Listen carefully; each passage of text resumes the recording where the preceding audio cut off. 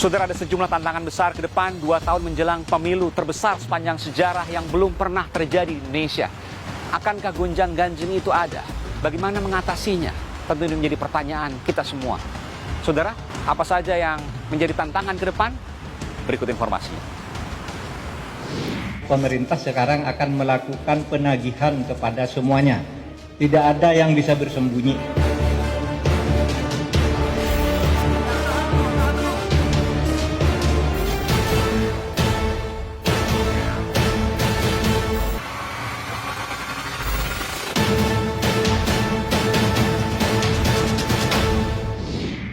Mahfud MD, Panglima Politik, Hukum dan Keamanan Negeri ini bukanlah sosok biasa. Pria kelahiran Sampang, Madura 64 tahun lalu ini menjadi orang pertama yang dipanggil Presiden Jokowi untuk mengisi posisi Menteri Kabinet Kerja Jilid 2. Pengabdiannya paripurna alias lengkap di bidang eksekutif, legislatif, hingga yudikatif. Dia pernah menjadi Menteri Pertahanan hingga Menteri Kehakiman dan Hak Asasi Manusia di era pemerintahan Presiden Gus Dur. Lepas dari pemerintahan, Mahfud kemudian menjadi anggota DPR RI periode 2004 hingga 2009 dari Partai Kebangkitan Bangsa. Namun, ia melepas posisi tersebut ketika resmi terpilih menjadi Ketua Mahkamah Konstitusi pada 2008. Pada pemilu 2019, Mahfud nyaris menjadi Wakil Presiden. Namun, takdir berkata lain. Kini ia memegang kendali permasalahan politik, hukum dan keamanan di pemerintahan Presiden Jokowi. Uniknya, Mahfud merupakan orang sipil pertama yang menduduki kursi menteri ini. Sebelumnya selalu Jenderal Bintang 4 penuh, Wiranto, Luhut Panjaitan, hingga Presiden ke-6 Susilo Bambang Yudhoyono yang menduduki kursi menteri utama ini. Bukan tanpa beban, ada sejumlah pekerjaan yang harus diselesaikan. Skandal BLBI yang segera kedaluarsa tahun depan, negara akan hilang ratusan triliun jika tidak ditagih. Ada pula pemilu terbesar sepanjang sejarah dunia, pemungutan suara terbanyak dan dilakukan dalam 1 tahun.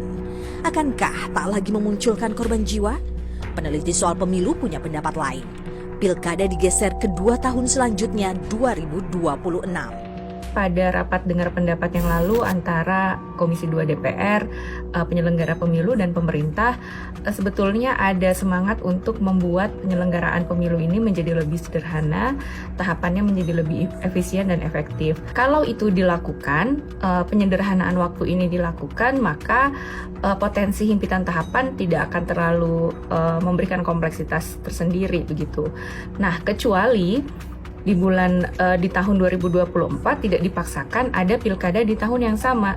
Sebetulnya kalau mau diselenggarakan di bulan April tidak masalah sepanjang pilkadanya tidak di tahun yang sama. Pilkadanya digeser ke tahun 2026. Tetapi aturan kesepakatan telah diputuskan. Pemilu dan pilkada digelar di tahun yang sama, 2024. Menarik untuk dicermati langkah kuda sang menteri yang seringkali tak terbaca dan di luar kebiasaan. Saudara, pro dan kontra atas munculnya pernyataan adalah hal biasa. Tapi menunjukkan kinerja yang tulus dengan dasar niat baik, itulah yang akan ternilai dari publik. Tapi satu, kita semua punya cita-cita yang sama. Indonesia yang adil, makmur. Konsistensi dan integritas menjadi harga mati untuk terus dijaga dan juga terus diawasi. Saudara, saya Aiman Wicaksono.